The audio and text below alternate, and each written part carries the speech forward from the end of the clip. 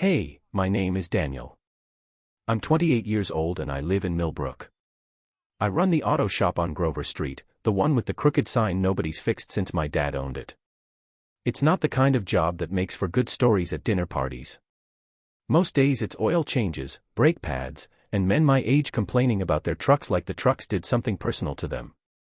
I know the shop by smell before I know it by sight. Motor oil and metal shavings. The hiss of the air compressor kicking on around 8.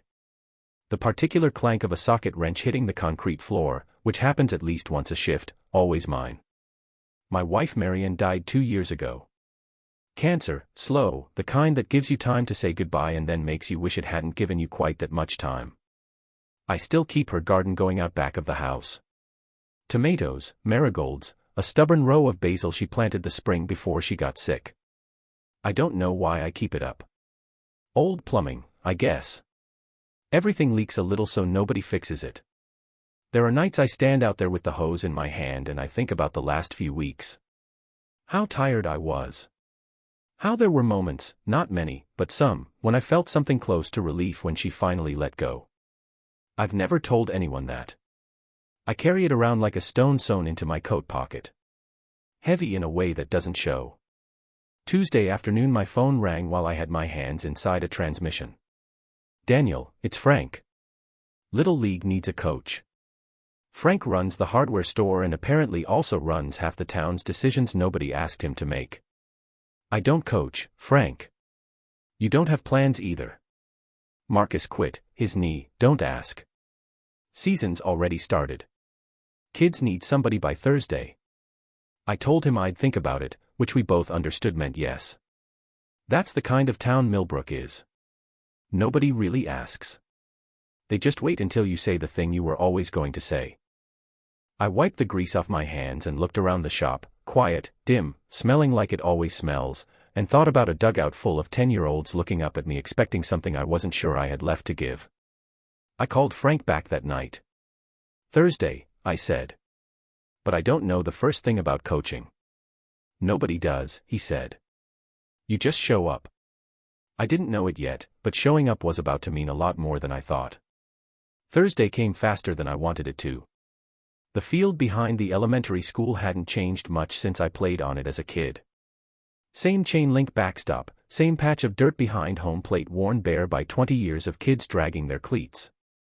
I stood there with a clipboard I didn't know what to do with and 16 kids staring at me like I might explain something. I didn't have much to explain. I just started talking about gloves and grounders and hoped it sounded like a plan.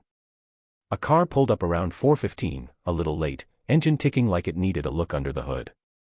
A woman got out first, then reached back in for a boy who couldn't have been more than 9. She was carrying a duffel bag over one shoulder and a grocery sack in the other hand, the kind with a loaf of bread sticking out the top like she'd come straight from the store. Sorry we're late, she said. My sister was supposed to drop him off. Plans changed. Her hair had come loose from wherever she'd pinned it that morning, strands falling around a face that looked like it hadn't slept right in longer than a few nights. Even standing still, her free hand kept moving, smoothing the boy's collar, adjusting the bag strap, tucking a piece of hair behind her ear that didn't need tucking. Claire, she said, sticking out the hand that had just been fixing his collar. This is Eli. Daniel. I shook it. Her grip was firm, like she'd decided a long time ago that a weak handshake gave people the wrong idea about her. Eli didn't say anything. He looked at the field, then at me, then at his mother, doing some kind of math I couldn't follow. He's shy at first, Claire said. He'll warm up. No rush, I said. I'm shy too. Just older. That got the smallest twitch at the corner of her mouth. Not quite a smile. A down payment on one. She stayed for practice, standing near the fence with her arms crossed, watching Eli field grounders like she was grading a test only she could see the answers to. Every time he missed one, something in her jaw tightened. Every time he caught one, her shoulders dropped half an inch, like she'd been holding her breath the whole time without knowing it. I found out later she was new to Millbrook, a rental on Sycamore, a job at the diner that didn't pay enough, a sister 3 towns over who helped when she remembered to. Before she left that first day, she looked back at the field once, like she was checking it would still be there tomorrow. I didn't think much of it then. Just a tired woman with a kid and a grocery sack. I didn't know yet that tired was doing a lot of work in that sentence. Practice became a routine over the next few weeks. Tuesdays and Thursdays, 4 to 6, rain making us reschedule twice. I learned the kids' names faster than I expected. I learned Eli's slower than the rest, because Eli made you earn it. He didn't trust easy. I noticed that early. He'd hand me his glove to check the laces, then take it back before I'd finished looking, like he needed to see for himself that I hadn't done anything to it. One evening he asked me, out of nowhere, if I'd ever quit anything. Sure, I said. Plenty of things. Did you tell people first? Or did you just stop showing up? I told him the truth. That sometimes you tell people, and sometimes you don't, and neither one makes the quitting hurt less for the people left standing there. He nodded like that answer passed some test I didn't know I was taking, and went back to fielding grounders. Claire kept coming to every practice. She started bringing a folding chair instead of standing at the fence, which felt like progress, though I couldn't have told you progress toward what. We talked in the gaps between drills, nothing important, just the kind of small talk that fills space without asking anything of you. The diner's terrible coffee maker. The pothole on Grover that ate somebody's hubcap. Eli's stubborn refusal to eat anything green. One Thursday, Eli tripped over the bat bag in front of the whole team and went down hard, and instead of crying he just lay there laughing at himself, which set off the whole dugout. Claire laughed too, not the polite kind I'd heard from her before, but loud and sudden, the kind that filled the space around it and made two other parents turn to look. She had a hand pressed to her chest like the laugh had caught her off guard as much as anyone. It was the first real laugh I'd heard from her. I noticed it the way you notice weather changing. A few days later I was helping her fix a wobbling chair leg in the equipment shed, both of us crouched down, my hand steadying the wood while she drove the screw in. Our hands ended up stacked on top of each other for a second, hers cool, mine rough with calluses. Neither of us moved right away. I went still. Didn't say anything about it. Neither did she. She pulled her hand back first, wiped it on her jeans like it needed wiping, and stood up too quickly.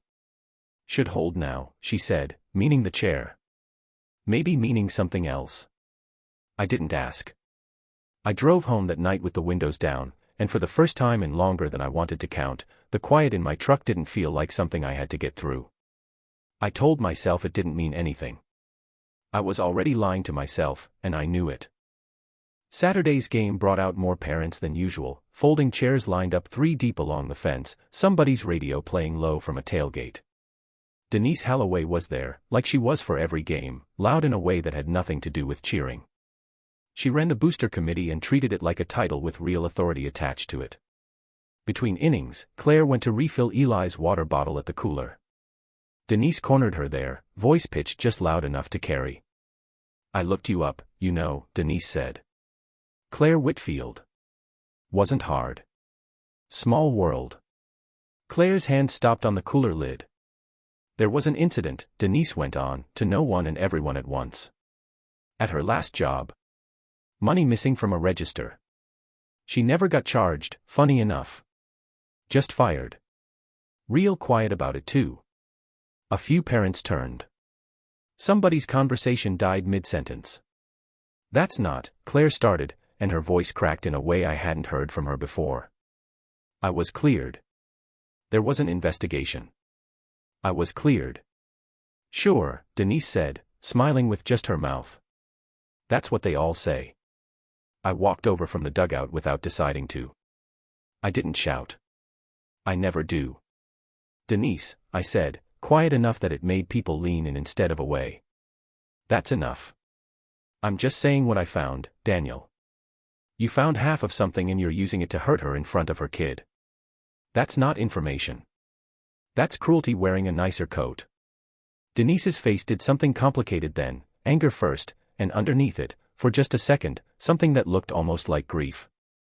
I remembered her sister had left town under a cloud a few years back, money troubles, whispers that never fully went away. Maybe this wasn't really about Claire at all.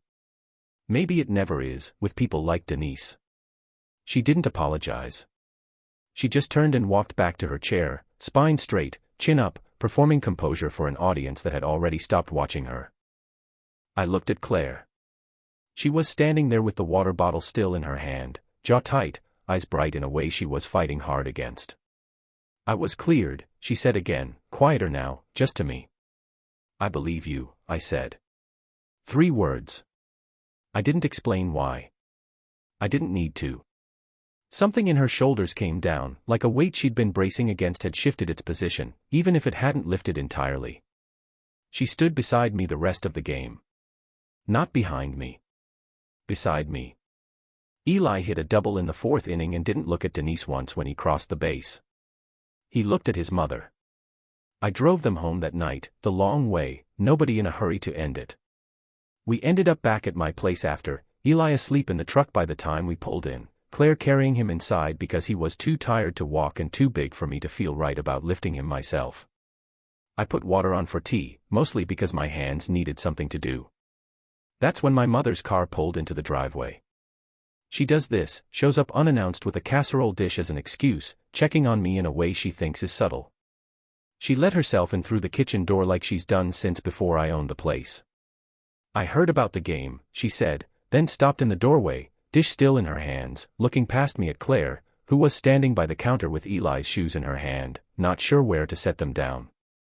My mother went very pale. "Claire," she said. Not like a greeting. Like a name she was testing to see if it still fit. Claire's hand tightened around the small shoes.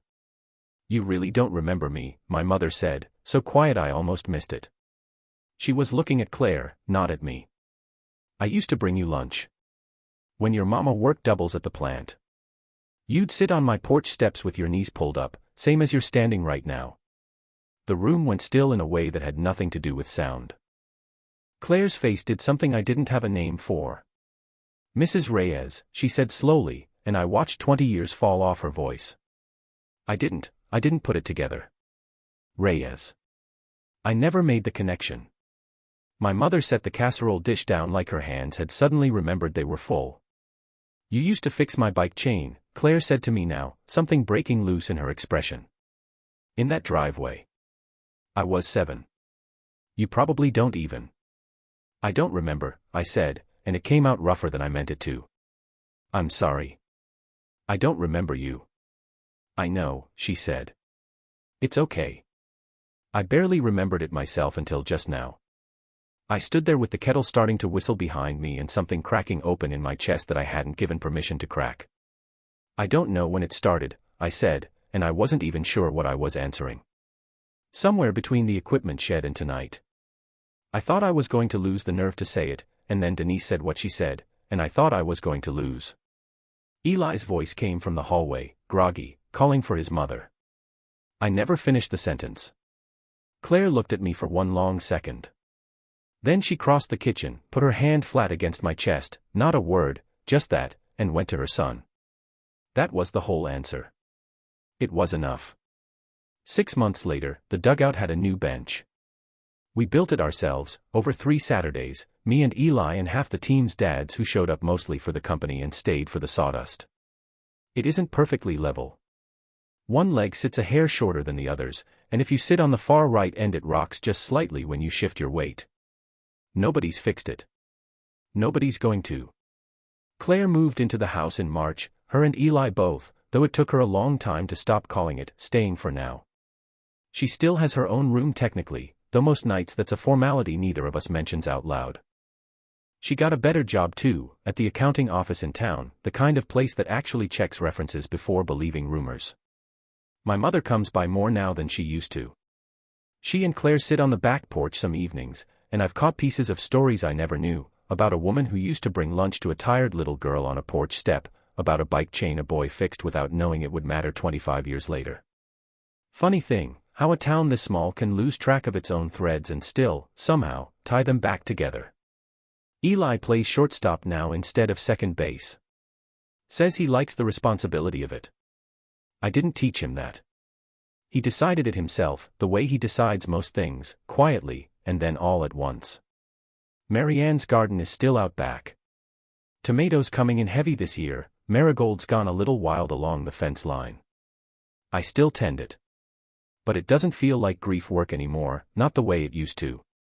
It feels more like something I'm keeping alive because it's good, not because stopping would be losing her twice.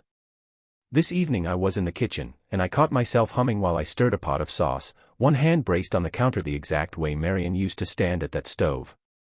I didn't decide to do it. I just noticed, halfway through, that I was doing it. Claire was in the doorway. She didn't say anything. She just watched me for a second with an expression I couldn't quite read, then came and stood beside me, reaching past me for the wooden spoon like she'd done it 100 times before. Eli's cleats were by the back door, the laces I taught him to double knot so they wouldn't come loose mid-inning. I looked around that kitchen, Claire's shoulder against mine, sauce simmering, a boy's cleats by the door, a garden still growing out back, and thought about how a man spends 2 years thinking the leaking has to be patched or it'll flood everything. Turns out some leaks, you just learn to live with. And somewhere along the way, they stop being a problem at all. They just become the house.